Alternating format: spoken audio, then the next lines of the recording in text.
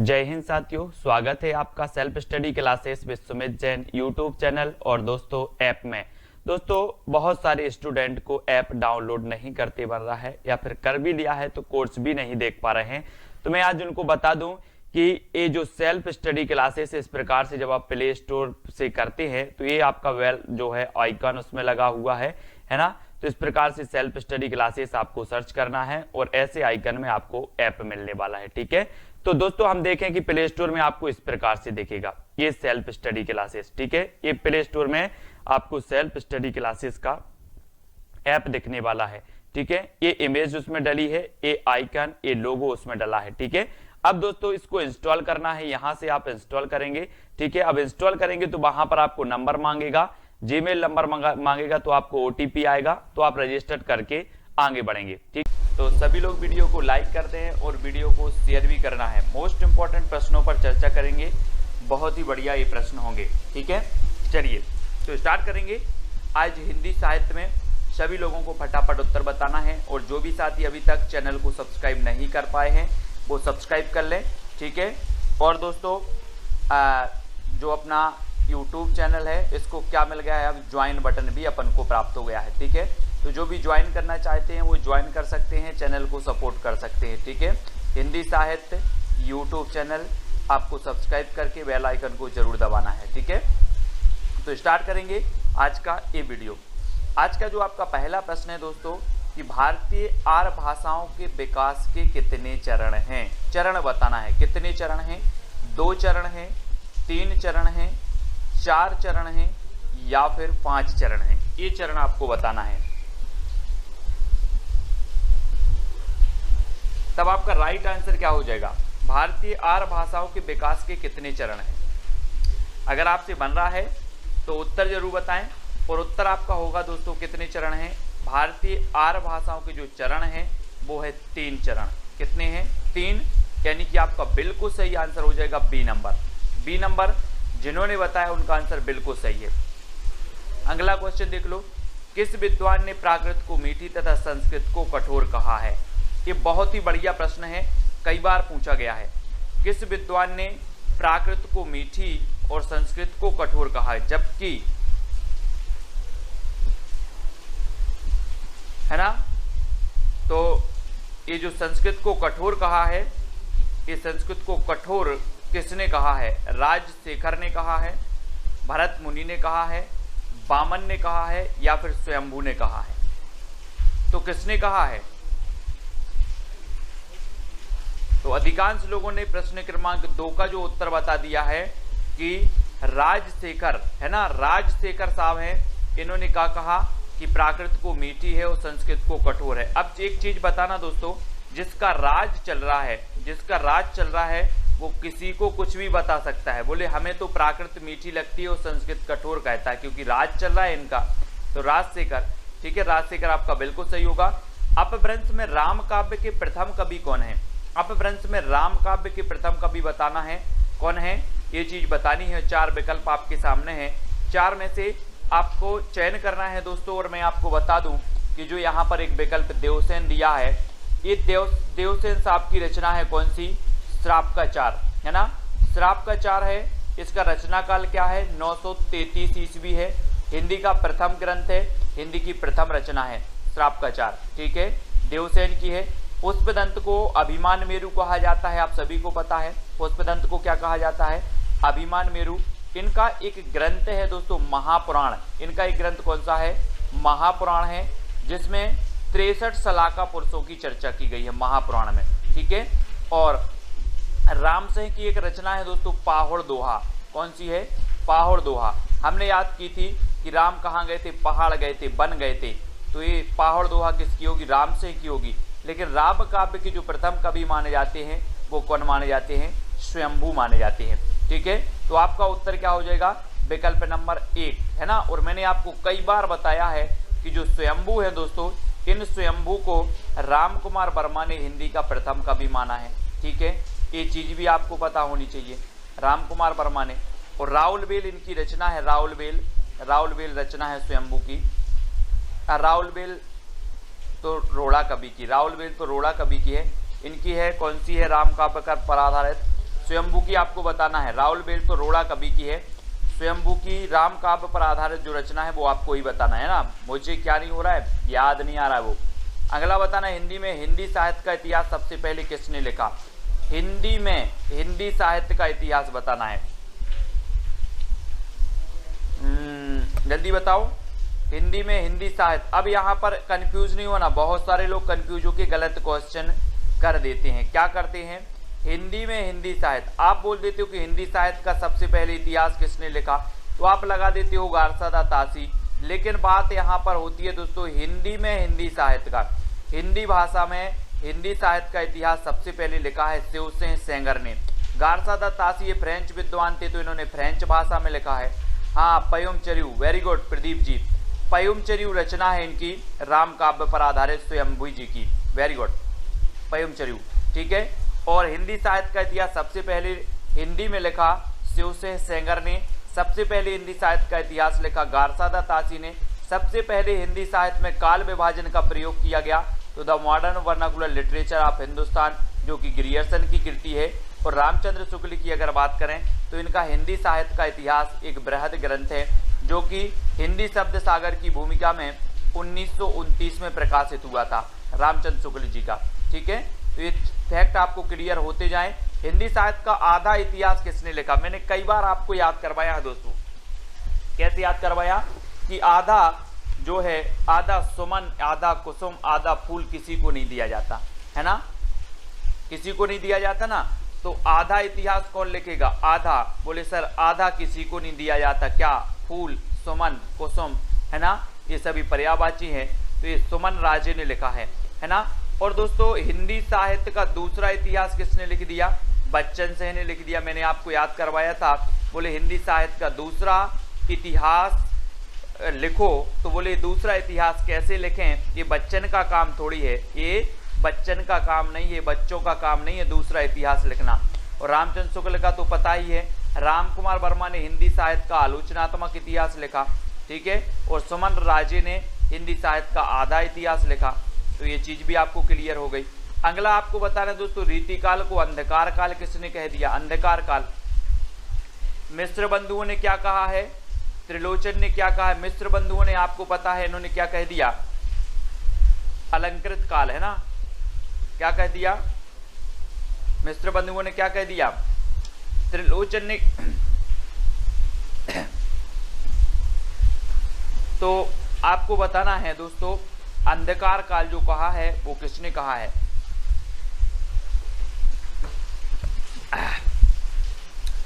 और अंधकार काल कहा किसने, त्रिलोचन साहब ने। बी नंबर आपका बिल्कुल सही हो जाएगा, ये रीति काल को, ठीक है, हाँ बी नंबर सही होगा। अगला बताओ, हिंदी साहित्य का संक्षिप्त इतिहास के लेखक कौन है। हिंदी साहित्य के संक्षिप्त इतिहास विश्वनाथ त्रिपाठी हैं, या फिर रामचंद्र शुक्ल हैं, बच्चन से हैं, या हजारी प्रसाद द्विवेदी हैं, कौन है। हाँ, मिश्र बंधुओं ने अलंकृत काल कहा है, वेरी गुड। और संक्षिप्त, आप लोग संक्षिप्त के चक्कर में पड़े रहते हो कि बोले सर हिंदी साहित्य संक्षिप्त में पढ़ा दो। जो विश्व के लोग विश्व भर में क्या है संक्षिप्त पर पढ़े रहते हो, यार विस्तृत कौन पढ़े, संक्षिप्त पढ़ लो, संक्षिप्त, है ना। तो विश्वनाथ त्रिपाठी संक्षिप्त इतिहास लिखा है इन्होंने हिंदी साहित्य का। हिंदी साहित्य का उद्भव, हिंदी साहित्य का आदिकाल, हिंदी साहित्य की भूमिका, ये सब हजारी प्रसाद द्विवेदी ने लिखी हैं। बच्चन सिंह ने तो बता दिया कि हिंदी साहित्य का दूसरा इतिहास लिख दिया। रामचंद्र शुक्ल ने हिंदी साहित्य का इतिहास लिखा है हिंदी शब्द सागर की भूमिका में, है ना। तो ये चीज भी आपको याद रखनी है। और ये नंबर आपका विश्वनाथ त्रिपाठी बिल्कुल सही हो जाएगा। हिंदी की पहली कहानी लेखिका का नाम क्या है दोस्तों, हिंदी की पहली कहानी लेखिका का नाम बताना है। बंग महिला हैं, चित्रा मुदगल हैं, जानकी देवी बजाज हैं, या फिर कौशल्या बैसंत्री हैं। हमने एक रचना, एक आपकी आत्मकथा याद करवाई थी, दोहरा अभिशाप। दोहरा अभिशाप किसको मिला, कौशल्या को मिला दोहरा अभिशाप, कौशल्या बैसंत्री, है ना। और जानकी देवी बजाज ने क्या की, अपनी गाड़ी, अपनी जीवन यात्रा, है ना, मेरी जीवन यात्रा जो है बजाज गाड़ी से स्टार्ट की थी जानकी देवी बजाज ने। और पहली कहानी लेखिका मानी जाती है बंग महिला। बंग महिला यानी कि राजा बाला घोष, है ना, ए नंबर आपका बिल्कुल सही हो जाएगा। इनका उपनाम है बंग महिला, तो ए नंबर बिल्कुल सही है। अगला बताना है प्रेमचंद के किस उपन्यास का पात्र सूरदास है। प्रेमचंद का उस उपन्यास का पात्र बताना, ये क्वेश्चन पूछा भी गया है। प्रश्न क्रमांक 9 रंगभूमि का है, निर्मला का है, कर्मभूमि का है या फिर सेवा सदन का है। किसका पात्र है सूरदास। और सूरदास की जब भी बात आती है तो हम सूरदास जी के बारे में पढ़ते हैं दोस्तों कि सूरदास जी वात्सल्य के चतेरे कवि कहा जाते हैं। सूर सागर, सूर सारावली, सूर साहित्य लहरी, है ना, इनकी रचनाएं हैं। सूरदास सूरदास के गुरु का नाम था वल्लभाचार्य, और वल्लभाचार्य के शिष्यों में अष्टछाप में सबसे श्रेष्ठ माने जाते हैं तो सूरदास माने जाते हैं, है ना। और इनके जो सूरदास जी हैं वो रंगभूमि के पात्र हैं सूरदास जी, ठीक है। सूरदास हैं रंगभूमि उपन्यास के पात्र हैं। रंगभूमि, निर्मला, कर्मभूमि, सेवा सदन, है ना, ये सभी जो हैं वो किसके हैं दोस्तों, ये सभी प्रेमचंद जी के हैं। और एक उपन्यास आपको हमेशा याद रहता है कि अधूरा रह गया मंगलसूत्र, प्रेमचंद जी का मंगलसूत्र अधूरा रह गया, ठीक है। बहुत सारे लोगों के रह जाते हैं दोस्तों मंगलसूत्र अधूरे, जो प्रेम करते हैं, है ना। ऐसे ही प्रेमचंद जी का भी मंगलसूत्र अधूरा रह गया। कौन सी रचना अवधि में नहीं है, कौन सी रचना अवधि में नहीं है। रामचरितमानस नहीं है, है ना। और बैराग संदीपनी, विनय पत्रिका या फिर पद्मावती, जसवंत जी, हाँ, बाल विकास की कक्षा अभी बंद हो गई है ना। कौन सी रचना अवधि में नहीं है, अवधि में नहीं है बतानी है। तो अवधि में कौन सी नहीं है दोस्तों, अवधि भाषा में हमने आपको अवधि भाषा में जितनी रचनाएं हैं वो आपको बताई थी कि जहां पर राम आए वो अवधि भाषा में है ना। और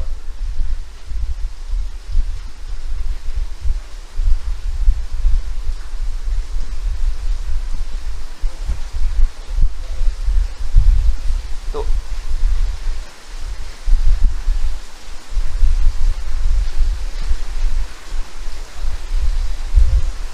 दोस्तों यहाँ पर जो गड़बड़ हो गया है कुछ, है ना। क्या गड़बड़ हो गया, रामचरितमानस भी आपकी अवधि में है, पद्मावत भी आपकी अवधि में है, ठीक है। लेकिन आपकी जो विनय पत्रिका और बैराग संदीपनी जो है ना, ये जो सी नंबर है और जो बी नंबर है ये तो ब्रज भाषा में है ना। तो विनय पत्रिका यहाँ पर हालांकि उत्तर दिया है सी नंबर विनय पत्रिका, ठीक है। तो विनय पत्रिका ब्रज में है, विनय, है ना, मंगल और राम आए। तो बैराग संदीपनी भी आपकी ब्रज भाषा में है ना, ब्रज में है। तो बी और सी ये दोनों ही आपके सही होंगे। ये अवधि में नहीं है, पद्मावत अवधि में है, रामचरितमानस भी अवधि में है, ठीक है। अगला बताना है आपको सिद्धों ने किस भाषा शैली में रचनाएं की हैं। सिद्धों में संधा या फिर संध्या, संध या फिर, हाँ, हमारे पीछे क्वेश्चन दिखाई नहीं देते, संध्या। तो बताना है किस भाषा शैली में रचनाएं लिखी हैं सिद्धों ने। विनय पत्रिका भी ब्रज में है, हाँ। तो प्रश्न क्रमांक 11 का उत्तर बताना है और 11 का आपका बिल्कुल सही आंसर क्या हो जाएगा, 11 का। इन्होंने दोस्तों संधा भाषा, यहाँ पर संधि भी नहीं है, संध्या भी नहीं है, संधा भी नहीं है, संधा सही होगा, संधा भाषा शैली में इन्होंने रचनाएं की हैं। किसने, सिद्धों ने, है ना। तो याद रख लेना सिद्धों की संख्या कितनी बताई है, 84 बताई है ना। सरायपा क्या है, इसके प्रमुख है। सरायपा की एक रचना कौन सी है, दोहा कोश इनकी रचना है सरायपा जी की।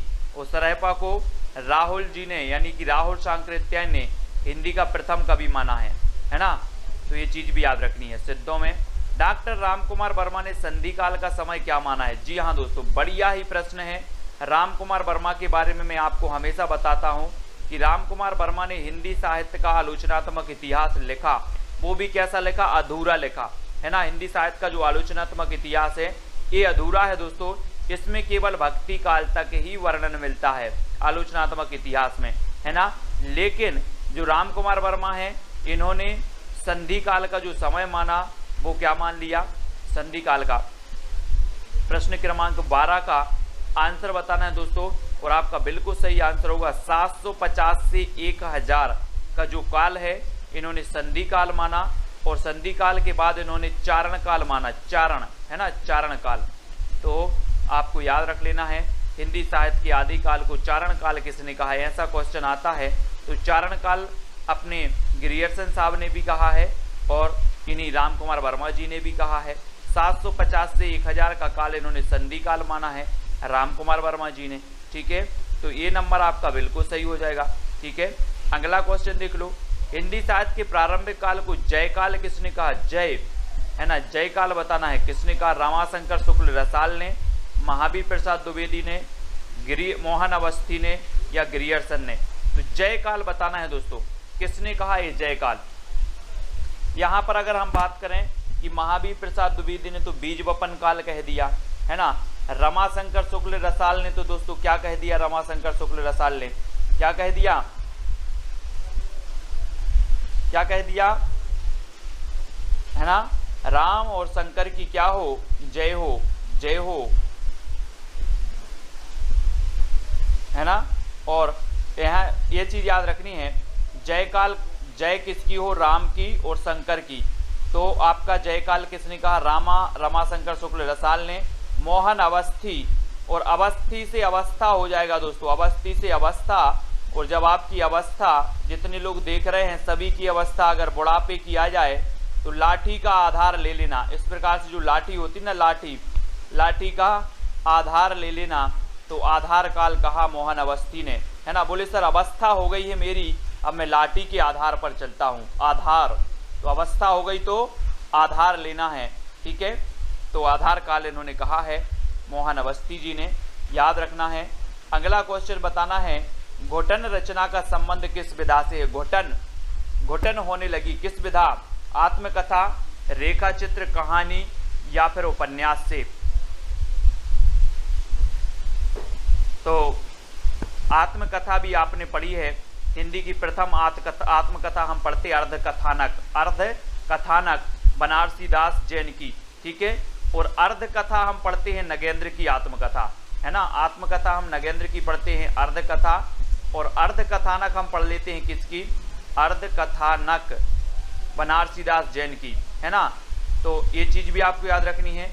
और जो घोटन रचना है ये किसकी है, आत्मकथा है, आत्मकथा की है ये, है ना। और 1 नंबर आपका बिल्कुल सही हो जाएगा, ठीक है। हाँ, मोहन का आधार कार्ड, मोहन का आधार कार्ड तो Aadhaar card, very good, very good.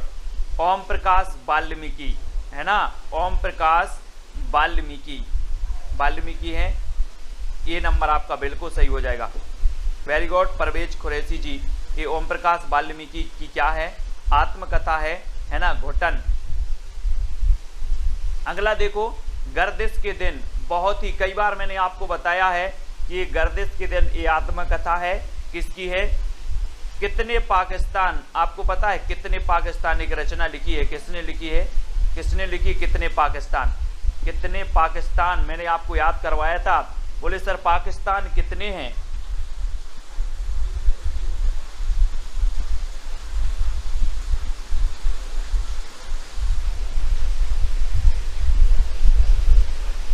जल्दी बताना है आपको।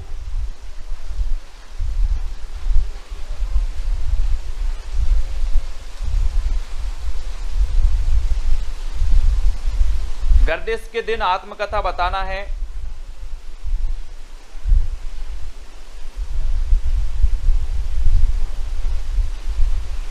दोस्तों ये जो घोटन है, ये घोटन, वेरी गुड, अपने कुरैशी जी ने बहुत बढ़िया यहाँ पर सही बताया है कि जो घोटन है, ये घोटन जो रचना है, घोटन ये है दोस्तों आपके कौन की, बहुत बढ़िया तरीके से बताया है अपने कुरैशी जी ने, बहुत बढ़िया, धन्यवाद, है ना। घोटन जो रचना है ये रमाशंकर आर्य की है, यहाँ पर याद रख लेना।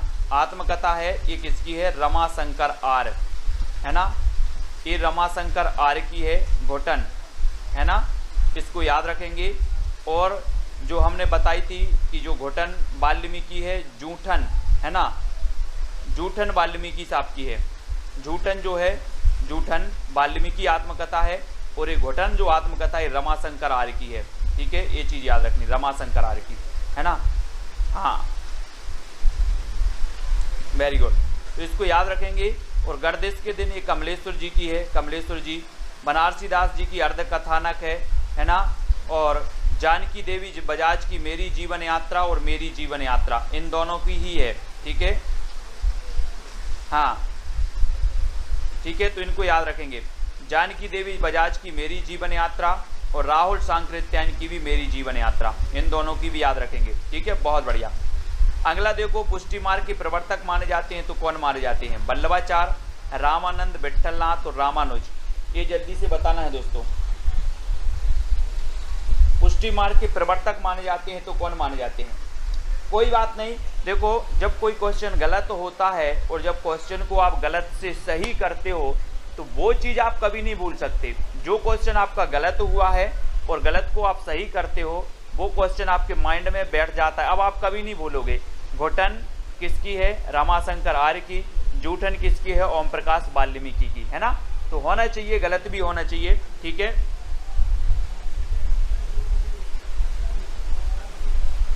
ठीक है, तो ये चीज भी आपको याद रखनी है।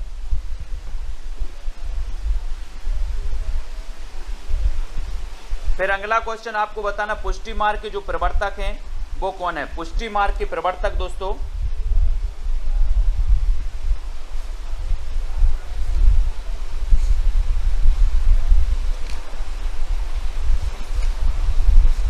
पुष्टि मार्ग के सभी लोग प्रवर्तक बताएंगे, सभी लोगों को पता है। और पुष्टि मार्ग के जो प्रवर्तक माने जाते हैं वो कौन माने जाते हैं? वल्लभाचार्य, है ना। वल्लभाचार्य यानी कि आपका जो वल्लभाचार्य जी हैं, ए नंबर आपका बिल्कुल सही हो जाएगा। पुष्टि मार्ग के प्रवर्तक हैं वल्लभाचार्य, ए नंबर। ठीक है,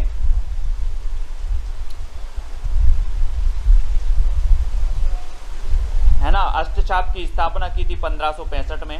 नेक्स्ट बताना, हिंदी के किस साहित्यकार को सर्वप्रथम ज्ञानपीठ पुरस्कार मिला है?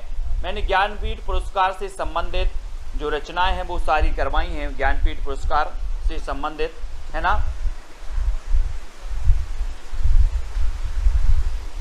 और सर्वप्रथम ज्ञानपीठ पुरस्कार किसे मिला, ये चीज भी बतानी है। तो दोस्तों, हम जब ज्ञानपीठ पुरस्कार पढ़ते हैं तो सर्वप्रथम हिंदी में जो ज्ञानपीठ पुरस्कार मिला वो 1968 में मिला चिदम्बरा के लिए सुमित्रा नंदन पंत को, है ना। 72 में अपने दिनकर जी को मिल गया, उर्वशी, है ना। कैसे याद किया था कि दिन में बसी, दिन में उर्वशी, दिन में उर्वशी तो दिनकर, और 72 साल की हो गई उर्वशी, है ना। उर्वशी महादेवी वर्मा जी की यामा, यामा के लिए मिला यानी 1982 में। ठीक है, और अज्ञेय के लिए मिला 1978 में मिल गया इन्हें। ठीक है, तो इनको सभी को याद रखना है। ये जो अपने ज्ञानपीठ पुरस्कार वाली रचनाएं थे, जो साहित्यकार थे, वो भी आज के वीडियो में ही अपन ने याद किए हैं, है ना। तो ये तो सभी को याद हैं। शब्दार्थ शरीरम तावत्य काव्यम, ये परिभाषा किसने दी है? शब्दार्थ शरीरम तावत्य काव्यम, है ना। चिड़िया ने चीऊ किया, हाँ, चीऊ किया। तो भामह, बामन, मम्मट, आनंदवर्धन। तो शब्दार्थ शरीरम तावत्य काव्यम, ये जो परिभाषा दी है वो किसने दी है? और आपका बिल्कुल सही आंसर होगा। मैं आपको बता दूं दोस्तों, रीति संप्रदाय के प्रवर्तक कौन माने जाते हैं? बामन। ध्वनि संप्रदाय के जो प्रवर्तक माने जाते हैं वो आनंदवर्धन माने जाते हैं, और भामह माने जाते हैं अलंकार संप्रदाय के प्रवर्तक। ठीक है, और शब्दार्थ शरीरम तावत्य काव्यम, शब्दार्थ शरीरम तावत्य काव्यम आनंदवर्धन, है ना। और दोस्तों, कोई अच्छी सी ध्वनि आपके शरीर में सुन जाए, आपके शरीर आपको सुन जाए तो आपके शरीर को क्या आ जाता है? आनंद आ जाता है शरीर को। तो यहाँ पर शरीरम, शब्दार्थ शरीरम तावत्य काव्यम, कोई अच्छे से शब्द बोल दें, शरीर में आनंद आ जाता है ना। आनंद आ जाता, आनंद की अनुभूति हो जाती है। तो शब्दार्थ शरीरम तावत्य काव्यम, ये आनंदवर्धन की परिभाषा है। हिंदी के प्रथम दैनिक समाचार पत्र का नाम बताना है दोस्तों। हिंदी का प्रथम दैनिक समाचार पत्र कौन है? मैंने आपको समाचार पत्र भी याद करवाए हैं, पढ़ाए हैं, ऐसे हमेशा पूछे जाते हैं। हमने याद करवाए थे क्या, प्रदीप के बाल भटा से भरत गए, है ना, याद है आप लोगों को ट्रिक, प्रदीप के बाल भटा से भरत गए, यानी कि जो हिंदी प्रदीप था, हिंदी प्रदीप के संपादक कौन थे, बाल से बालकृष्ण भट्ट, ये हमने याद करे थे, है ना। ठीक है, प्रदीप के बाल भटा से भरत गए। अब प्रदीप जी हैं, बोले सर आप वही वही क्यों बोल रहे हो। हाँ, वेरी गुड। तो ये दैनिक समाचार पत्र यहाँ पर पूछा गया, तो ये समाचार सुधावर्षण है। ठीक है, 1854 में श्याम सुंदर सेन इसके संपादक थे। और दोस्तों प्रथम समाचार पत्र माना जाता है उदंत मार्तंड, और ये उदंत मार्तंड क्या था, ये साप्ताहिक समाचार पत्र था, है ना। हिंदी का अगर आपसे पूछा जाता, ये दैनिक काट देते, ये दैनिक समाचार पत्र काट देते। प्रथम अगर इतना बस पूछा जाता प्रथम, तो आप लगा देते उदंत मार्तंड, है ना। और यहाँ पर दैनिक की जगह साप्ताहिक कर दिया जाता, साप्ताहिक, तब भी आप लगाते उदंत मार्तंड। लेकिन यहाँ पर अगर दैनिक अगर दिया है तो आपको यहाँ आ जाना है समाचार सुधावर्षण पर। ठीक है, समाचार सुधावर्षण पर। और दोस्तों ये बंगदूत पत्रिका 1829 में प्रकाशित हुई थी राजा राम मोहन राय द्वारा, बंगदूत पत्रिका 1829 में, और ये 1826 में उदंत मार्तंड, है ना, ये 1854 में हुआ था समाचार सुधावर्षण, हिंदी का प्रथम दैनिक समाचार पत्र, है ना। अवधि को अन्य किस नाम से भी जाना जाता है दोस्तों, अवधि को बघेली, दोनों, कोसली या इनमें से कोई नहीं, तो किस नाम से जाना जाता है अवधि भाषा को। प्रश्न क्रमांक 20 का सही आंसर बताना है, और अवधि को जाना जाता है प्रश्न क्रमांक 20 में, अवधि को कहा जाता है क्या, कोसली, कोसली यानी बी नंबर आपका बिल्कुल सही होगा। अवधि को कोसली भाषा के रूप में जाना जाता है, और बी नंबर आपका बिल्कुल सही हो जाएगा। ठीक है, बी नंबर। अगला क्वेश्चन है दोस्तों, स्नेह लीला की रचनाकार कौन है। स्नेह लीला, है ना, स्नेह है हमें, है ना, किससे स्नेह है, विष्णु जी से, किससे स्नेह है, विष्णु जी से स्नेह है। तो स्नेह लीला के रचनाकार कौन होंगे, विष्णुदास होंगे, है ना, विष्णुदास, विष्णुदास, विष्णुदास। तो विष्णुदास यानी सी नंबर स्नेह लीला के रचनाकार विष्णुदास जी हो जाएंगे। आदिकालीन साहित्य का प्रमुख रस कौन सा था। 22, शांत था, श्रृंगार था, वीर था या फिर हास्य था।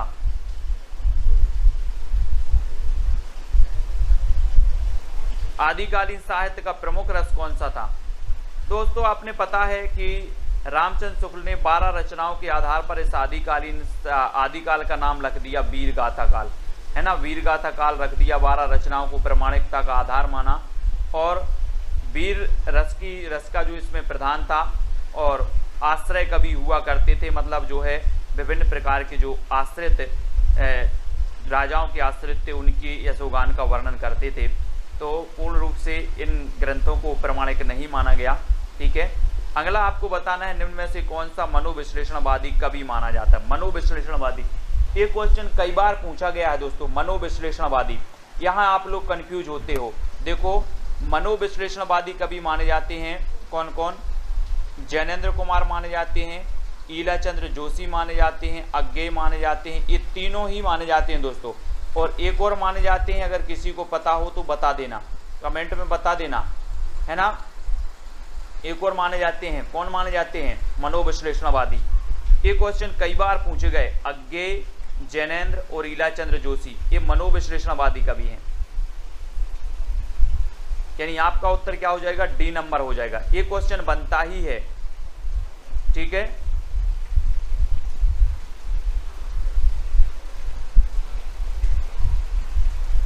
डॉक्टर देवराज, है ना, डॉक्टर देवराज जो हैं वो भी माने जाते हैं, डॉक्टर देवराज। ठीक है, याद रख लेंगे, वेरी गुड। परवेज खुरैशी जी, डॉक्टर देवराज भी मनोविश्लेषणवादी माने जाते हैं ना, तो ये चीज भी आपको याद रखनी है। बहुत बढ़िया। अगला बताना, हिंदी का सबसे प्राचीन छंद कौन सा है। प्राचीन, दोहा है, वर्वे है, छप्पय है या फिर सबैया है। सबसे प्राचीन छंद की बात हो रही है, और सबसे प्राचीन छंद कौन सा माना जाता है।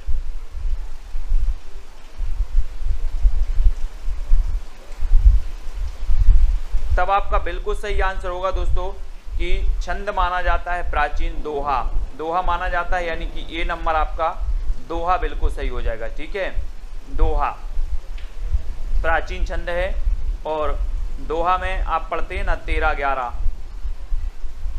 निम्न में से कौन सा तार सप्तक का कवि नहीं है? तार सप्तक है ना, 4 तार सप्तक प्रकाशित हुए दोस्तों, और तार सप्तक मैंने याद भी करवाए थे, तार सप्तक के कवि याद करवाए थे, है ना। तार सप्तक की बहुत सारी चीज़ें आपको ट्रिक बताई थी, और नेक्स्ट वीडियो भी मैं बताने वाला हूँ तार सप्तक के कवि। प्रथम के कौन हैं, द्वितीय के कौन हैं, तृतीय के कौन हैं, है ना। नैमी मुक्त भारत की प्रभा गिरी राम की आज्ञा से, कोड है एक तार सप्तक का, नैमी मुक्त भारत की प्रभा गिरी राम की आज्ञा से। ये ऐसा कोड मैं आपको कर करके बताऊंगा। और तार सप्तक के नैमी चंद्र जैन भी हैं, मुक्तिबोध भी हैं, अज्ञेय भी हैं, तो कौन नहीं है? रामधारी से दिनकर साहब नहीं है, दिनकर यानी सी नंबर। ठीक है, दिनकर साहब नहीं है। रामायण महानाटक के रचयिता कौन है दोस्तों? ये 1610 का नाटक है, ये पूछा गया है LT ग्रेड में पूछा गया, यूपी LT ग्रेड में, है ना, कि रामायण महानाटक की रचना कौन है? ज्योतिश्वर ठाकुर हैं, नाबादास हैं, प्राणचंद्र चौहान हैं, या फिर दामोदर कवि हैं। तो आपको पता है कि रामायण हमारी क्या है? प्राण है। तो रामायण महानाटक के रचयिता कौन होंगे? प्राणचंद्र चौहान, है ना। और एक रचना है वर्ण रत्नाकर, वर्ण काय में पढ़ना है? वर्णमाला या फिर वर्ण पढ़ना है हमें ज्योति में, अंधेरे में नहीं पढ़ना है, ज्योति में पढ़ना है। तो वर्ण रत्नाकर ज्योतिश्वर ठाकुर की है। भक्तमाल आपको पता है नावादास की है भक्तमाल। ठीक है, और दामोदर कवि की कौन सी है? दामोदर कवि की आपको बताना है कौन सी है, कमेंट में लिखो फटाक से, दामोदर कवि की रचना कौन सी है जो प्रसिद्ध है, पूछी जाती है?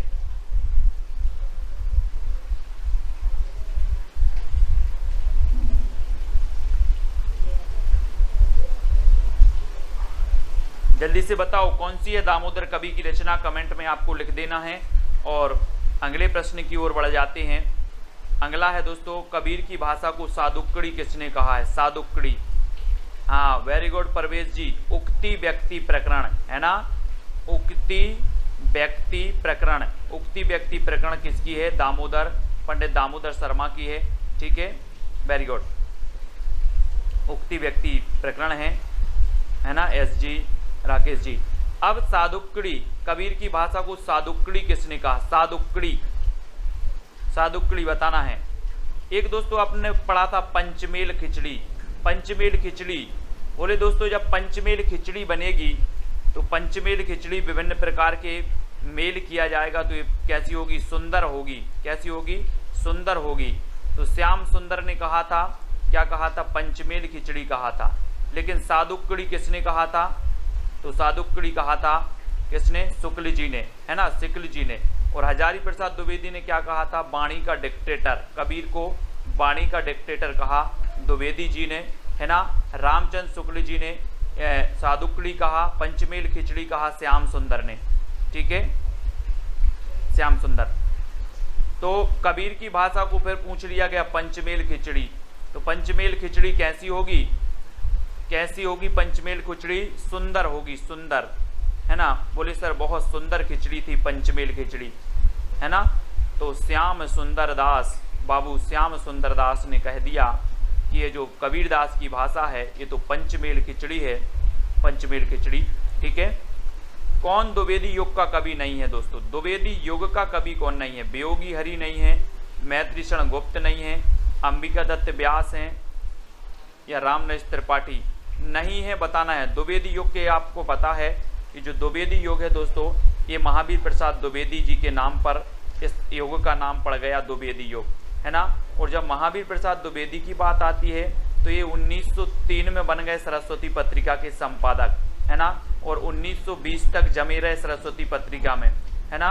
और सरस्वती पत्रिका की जब बात आती है तो सरस्वती पत्रिका दोस्तों 1900 में जो है ये प्रकाशित हुई थी। और श्याम सुंदर जो थे वो क्या थे? इसके प्रथम संपादक थे। और दोस्तों इसके जो संस्थापक, संपादक और संस्थापक में बहुत कम कंफ्यूज हो जाता है। सभी लोग में। और चिंतामणि जो घोष थे वो सरस्वती पत्रिका के क्या थे, संस्थापक थे, प्रथम संपादक थे श्याम सुंदर, और 1900 में ये प्रकाशित हुई थी, है ना। तो याद रख लेना है। और द्विवेदी युग का कवि कौन नहीं है, तो कौन नहीं है, अंबिका दत्त व्यास, ठीक है। ये अंबिका दत्त व्यास कौन से युग के हैं, ये भारतेंदु युग के हैं, भारतेंदु युग के हैं, है ना। वियोगी हरि हैं, मैथिशरण गुप्त भी हैं, रामनरेश त्रिपाठी भी हैं, ठीक है। तो इनको अपन याद रखेंगे। अगला बताना, अयोध्या से उपाध्याय हरिओद की प्रथम रचना कौन सी है दोस्तों। प्रथम रचना बताना है, कृष्ण शतक है, रस कलश है, प्रिय प्रवास है, या वैदेही वनवास है। तो 30 का आंसर ये कई बार पूछा गया है ना। और अयोध्या से उपाध्याय हरिओद की जब बात आती है दोस्तों, तो इनके बारे में हम पढ़ते हैं कि ठेठ हिंदी का ठाठ, अयोध्या से उपाध्याय हरिओद की कई बार पूछी गई है। ठेठ हिंदी का ठाठ, ठेठ हिंदी का ठाठ, ये रचना कई बार पूछी गई। और प्रिय प्रवास, प्रिय प्रवास तो आपको पता है कि जो प्रिय प्रवास है हिंदी खड़ी बोली का जो है प्रथम महाकाव्य माना जाता है प्रिय प्रवास, ठीक है। और अयोध्या से उपाध्याय हरिओद की ठेठ हिंदी का ठाठ बिल्कुल सही है। और इनकी जो प्रथम रचना मानी जाती है दोस्तों, वो मानी जाती है कौन सी, कृष्ण शतक, है ना। कृष्ण शतक, यानी कि आपका जो उत्तर है वो क्या हो जाएगा, 1 नंबर बिल्कुल सही होगा, ठीक है। 1 नंबर जिन्होंने भी बताया है उनका आंसर बिल्कुल सही हो जाएगा, ठीक है। इनकी प्रथम रचना मानी जाती है, इनकी रसकलश भी है, वैदेही वनवास भी है, कृष्ण शतक भी है, और प्रिय प्रवास भी है, ठीक है। ये सभी लोग याद रखेंगे।